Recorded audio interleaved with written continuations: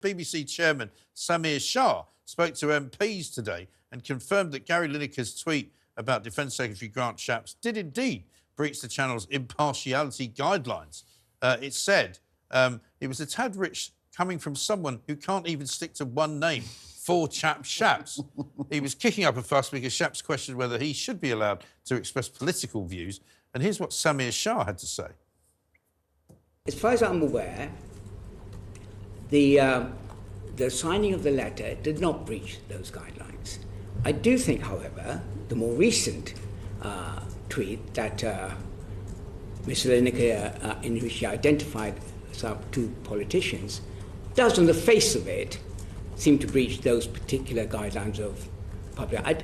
I'm not sure how egregious it is, but it does. And I would imagine that the BBC is now looking into that and considering its response. That's a very BBC sort of statement, that, isn't it? The BBC is looking into it and is considering its response. Well, either it's against the guidelines or it's not.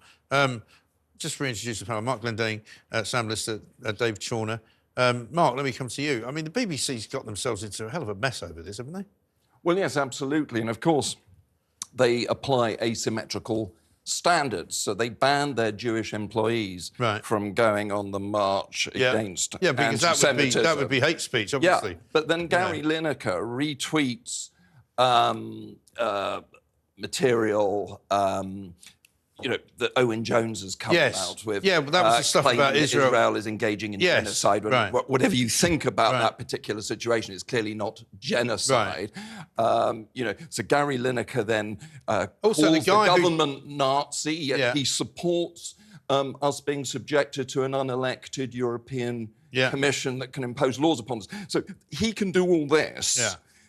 Which, if he wasn't working for the BBC, would be fine. He can do what he likes. But he's working for an institution that we